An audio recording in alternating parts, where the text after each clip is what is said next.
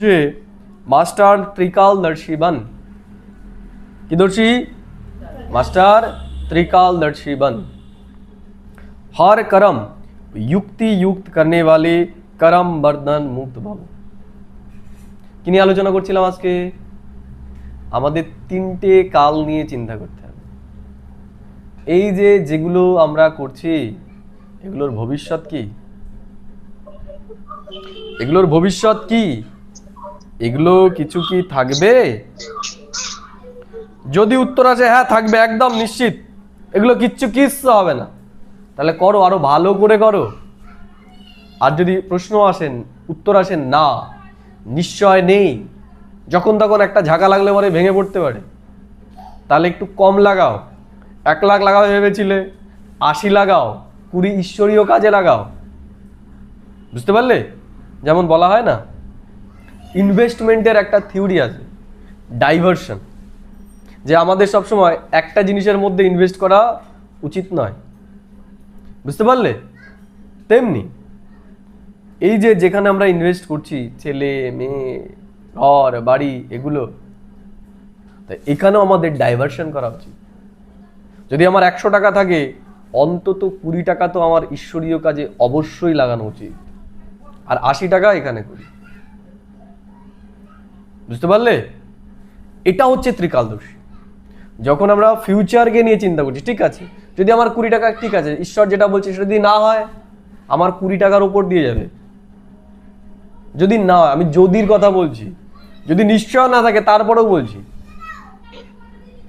যে এই 20 চলে গেলেও তোমার অসুবিধা নেই কিন্তু যদি আমি 100ই এখানে ইনভেস্ট করো আর এই 100ই যদি ডুবে যায় তখন মনে পড়বে কিন্তু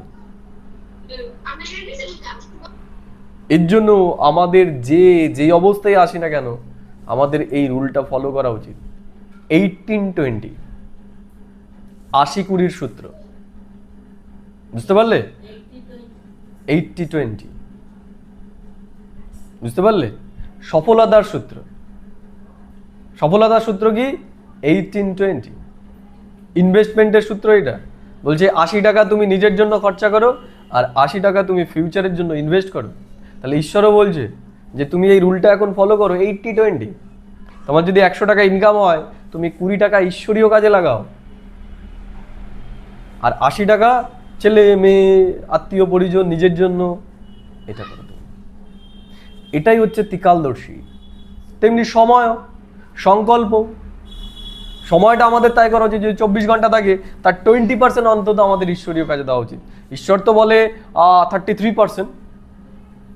33% বলে তিনি 8 ঘন্টা সেটাকে যদি কমও করো অন্তত 20% সময় ঈশ্বরীয় কাজে লাগাও এই 18-20 রুলকে আমাদের ফলো করতে হবে এই জন্য বাবা বলছেন मास्टर त्रिकालदर्शी बन हर कर्म युक्ति युक्त करने वाले कर्म बंधन मुक्त भव তাহলে ত্রিকালদর্শী মানে এই তিনটে কাল অতীত বর্তমান ভবিষ্যৎ যে আমি এখন যা করছি এটার অতীত কি বর্তমান কি ভবিষ্যৎ কি আর ঈশ্বর যেটা বলছে এই ল অনুসারে যদি আমি করি তাহলে আমার ভবিষ্যৎ যদি আমি 20 লাগাই আমার পশ্চাতাপ হবে না কিন্তু যদি না লাগাই এবং ঈশ্বর যেটা বলছে সেটার 1% যদি হয়ে যায় তাহলে আর পশ্চাতাপের সীমা থাকবে না এই জন্য ত্রিকালদর্শী হয়ে আমাদের কর্মবন্ধন থেকে মুক্ত হতে হবে এই চক্র থেকে আমাদের নিজেকে মুক্ত করতে হবে जो भी संकल्प बोल व कर्म करते हो वो मास्टर त्रिकालदर्शी बनकर करो কি বললো जो भी সংকল্প করছি যেটা বল সারাদিনে যে কথাগুলো বলছি সেগুলো ঈশ্বরীয় সেবা অর্থে আমি কত % কথা বলছি আর এই দুনিয়ার মানুষের সাথে গপ্প সপ্প এগুলো কতক্ষণ ঘুরছি এখানেও দেখতে হবে জ্ঞান শোনানো এখানেও আমাদের টাইমটাকে এই 80-20 সিস্টেমে লাগাতে হবে বোঝা গেল তাহলে কি বাবা বলছে সংকল্প বল করম এই কর্ম করলাম মনে কর্ম করেই তো 100 টাকা রোজগার করলাম তাহলে 100 টাকা দিয়ে যখন 20% আমি ঈশ্বরীয় কাজে লাগাবো তার মানে কি আমি কর্ম দিয়ে ঈশ্বরীয় কাজে সহযোগিতা হলাম वो मास्टर त्रिकालदर्शी बनकर करो तो कोई भी कर्म व्यर्थ व अनर्थ नहीं हो सकता এইটা যদি আমরা করি তাহলে আমাদের কোনো কর্মই ব্যর্থ বা অনর্থ হবে না। আমি যদি চাকরিও করি, মনে করো সেই চাকরি করার মনে করো 20% আমি যদি অর্থ ঈশ্বরীয় কাজে লাগাই, তাহলে সেটাও কি হলো, আমার সেটাও ব্যর্থ গেল না। আমরা যেন এটা ভাবি না ভাবি যে আমি ঈশ্বরীয় কাজ তো করতে পারছি না, আমার মনে হয় কিছু হবে না। হ্যাঁ, তুমি যেটা করছো সেটার অর্থটাকেও তুমি যদি ঈশ্বরীয় কাজে লাগাও, তাহলে সেটাও ঈশ্বরীয় কর্তব্যের মধ্যেই পড়ছে, সফল হয়ে গেল তোমার কর্ম। আর যদি না লাগাও, শুধু পেটকে করার জন্যই করো, তাহলে পেটটাই আস্তে আস্তে বাড়বে। ঠিক আছে, ওটা অনর্থ হবে। আর ঈশ্বর অর্থ যদি লাগাও, সেটার দ্বারাই কল্যাণ হবে। त्रिकालदर्शी अर्थात साक्षीपन की स्थिति में स्थित होकर कर्म की गुह्य गति को जान कर इन कर्मेंद्रियों द्वारा कर्म कराओ। বলছে কর্মের গুহ্য গতিকে আমাদের চিন্তন করে করতে হবে। যেগুলো দেখছি এই চর্মের চোখ দিয়ে, সেটা দেখে যেন না করি। কর্মের গুহ্য রহস্যকে জেনে তারপরে আমাদের কর্ম করতে হবে। बाबुलजीन कभी भी कर्म के बंधन में नहीं बांधेंगे। তাহলে আমরা কর্মের বন্ধনের মধ্যে কখনো বাঁধবো না। কর্মবন্ধন মানে ওই মনে করো সব এক জায়গায় লাগিয়ে রাখলাম, তাহলে আমার সারাদিন সেটা নিয়েই চিন্তা চলবে। ওই বাড়ি বানাচ্ছি, বাড়ি নিয়েই সারাদিন চিন্তা চলবে। বুঝতে পারলে? ওর বন্ধনের মধ্যেই যাবে। এইবার যদি কিছু একটা হয়ে যায় বাড়ির, তাহলে আর এই টেনশন থেকে আমরা নিজেকে বের করতে পারবো না।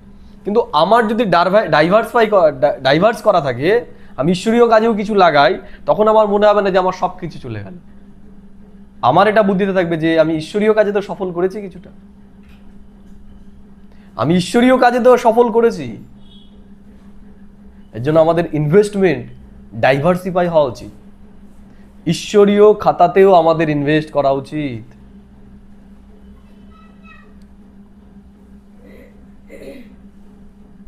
বাবা বলছেন হার করম করতে করম বন্ধন মুক্ত। তাহলে এই যে যখন ডাইভার্সিফাই হবে, আমি চিন্তন থেকে মুক্ত হয়ে যাব, কোনো একটার মধ্যে আমি জড়াবো না নিজেকে। কর্মাতীত স্থিতি কা অনুভব করতে रहेंगे। কি হবো? আমি কর্মাতীত হয়ে যাব। এই দুনিয়ার কোনো কিছুর চিন্তা আমাকে প্রভাবিত করতে পারবে না। যখন আমি আমার সমস্ত সম্পত্তি অর্থাৎ সময়, সংকল্প, খাজানা, এগুলো এই দুনিয়ার সাথে সাথে ঈশ্বরীয় খাজানাতেও ইনভেস্ট করব তখন। স্লোগান বাবা বলছে, जिनके पास हाथ की इच्छाओं की अविद्या है वही महान সম্পত্তিবান है। কি বললো বাবা? কি নিয়ে আলোচনা করলাম এতক্ষণ? কি নিয়ে আলোচনা করলাম? সম্পত্তি নিয়ে। তাহলে সব থেকে ধনবান কে? বাবা বলছেন जिनके पास हाथ की इच्छाओं की अविद्या है। অর্থাৎ ঘরটা কিভাবে বানাবো, গাড়িটা কি কিনবো, এগুলোর সম্পর্কে যার জ্ঞানই নেই, যে সেগুলো দরকার তাই দরকার, একটা গাড়ি দরকার তাই, একটা ঘর দরকার তাই, ওগুলোর ডিটেলসে যার বুদ্ধি ঢুকে নেই, যার হদের ইচ্ছা নেই, এটা লাগাতে হবে ওটা লাগাতে হবে, এই ইচ্ছাগুলোর থেকে যে উপরে উঠে গেছে। বাবা বলছেন जिसके पास हाथ की इच्छाओं की अविद्या है वही महान সম্পত্তিবান है। একই সময়ে আমরা দুটো জিনিসের মধ্যে বুদ্ধি ডোবাতে পারি না। হয় ঘর বাড়ি টাকা পয়সা এগুলোর মধ্যে বুদ্ধি ডুববে, আর না হলে ঈশ্বরীয় যে জ্ঞানরূপী খাজানা এর মধ্যে বুদ্ধি ডুববে। ওই খাওয়া দাওয়ার যদি 36 প্রকারের ভোগের মধ্যে আমার বুদ্ধি ডুবে থাকে, তাহলে জ্ঞান চর্চার জন্য, জ্ঞান চিন্তনের জন্য আমার সময় থাকবে না। এর জন্য বাঁচার জন্য খেতে হবে, খাওয়ার জন্য যেন না বাঁচি। এটা না হলে পরে আমার হয় না, এটা যেন না হয়। ওগুলোকে যদি আমরা আধার বানিয়ে নিই, তাহলে এই দুনিয়ার মধ্যেই আমরা ডুবে থাকবো। এই জন্য ঈশ্বর বলছেন যে জিনকে পাস হাত কি ইচ্ছাও কি অবিদ্যা হয়। না খাওয়ার ইচ্ছা, না পড়ার ইচ্ছা, না চড়ার ইচ্ছা, না থাকার ইচ্ছা, এই সমস্ত ইচ্ছা থেকে যে উপর উঠে গেছে, বা বলছেন সে কি? সেই হলো মহান সম্পত্তিবান। কারণ সে কি নিয়ে রয়েছে? সে জ্ঞানের চিন্তন নিয়ে রয়েছে। তাহলে আমাকে চেক করতে হবে যে আমি কোনটা নিয়ে রয়েছে। ये अव्यक्त इशारे निश्चय के फाउंडेशन को मजबूत कर सदा निर्भय और निश्चिंत रहो।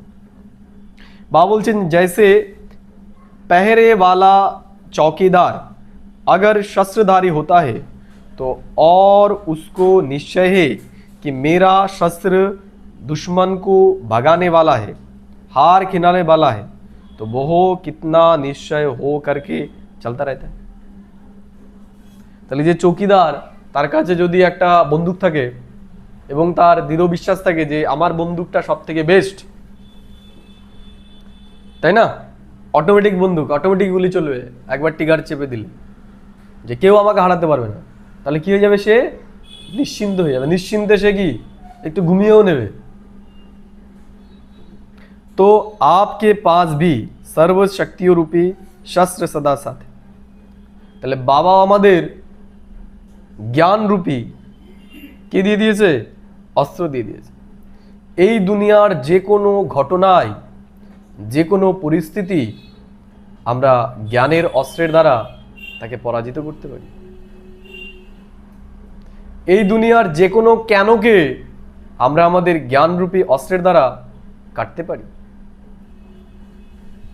বুঝতে পারলে?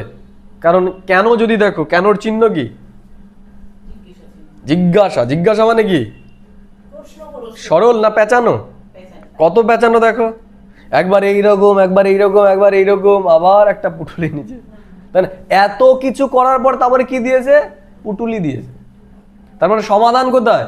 ওই পুটুলিতে, এত কিছুতে নয়, ওই পুটুলিটা দেওয়া দিতেই হবে। দেখবে বাবাও কি বলছে? তাহলে এই সমস্ত বাঁকা রাস্তা এখন ই করে কি করো? বিন্দি লাগিয়ে দাও, সমাধান হয়ে যাবে। তাহলে এটা কি? এটা হচ্ছে জটিল পথ। এটা তৈরি করা কি? জটিল। আর বিন্দি দেওয়া সহজ। বাবা বলছে বিন্দি লাগাও, যা হচ্ছে কে ভালো হচ্ছে না খারাপ হচ্ছে? ভালো হচ্ছে। হয়ে গেল। আর কি প্রশ্ন? কেন হচ্ছে? কেন হচ্ছে বলবে? যা হচ্ছে ভালো। গালাগাল দিয়েছে, ভালো হয়েছে। প্রশংসা করেছে, ভালো হয়েছে। নিন্দা করেছে, ভালো হয়েছে। সবাইকে বলে বেড়াচ্ছে, ভালো হয়েছে। বোঝা গেল? কেন হলে পরে একে জিজ্ঞেস করবে, ওকে জিজ্ঞেস করবে, ওকে জিজ্ঞেস করবে, তাই না? আর ভালো হয়েছে যখন বলবে তখন আর জিজ্ঞেস করার কিছু থাকবে। তো বাবা বলছেন तो आपके पास भी सर्वशक्तियों रूपी शास्त्र सदा साथ है। सिर्फ आह्वान करो अर्थात मालिक बन ऑर्डर करो तो सफलता सदा हुई पड़ी है। শুধু আমাদের আহ্বান করতে হবে, শুধু জ্ঞানের পয়েন্টকে আমাদের মনে করতে হবে, তাহলেই সফলতা হয়। আমরা ভুলে যাই, আমরা মনে আনতে পারি, সঠিক সময় সঠিক জ্ঞান আমাদের বুদ্ধিতে আসে, কারণ চর্চাতেই নেই, চর্চাতেই নেই, তাই না? যেই মশলাগুলো ব্যবহার করো না, সেই মশলা কোথায়? ওই জিরে সহজেই খুঁজে পাওয়া যায়, কিন্তু অন্যান্য যে মশলা রয়েছে সেগুলো খুঁজে পাওয়া যায়, ব্যবহৃত নেই। তা তেমনি যেগুলো আমরা ব্যবহার করব, যে জ্ঞানের পয়েন্টগুলো, সেগুলোই সহজে আমরা ব্যবহার করতে পারবো। এর জন্য জ্ঞানের পয়েন্টগুলো আমাদের ব্যবহার করতে হবে, আমাদের চিন্তনের মধ্যে আনতে হবে। যত ব্যবহার করব তত সহজেই আমরা সেগুলো সময়ে প্রয়োগ করতে পারবো, আর না হলে প্রয়োগ করতে পারবো না। ওম শান্তি।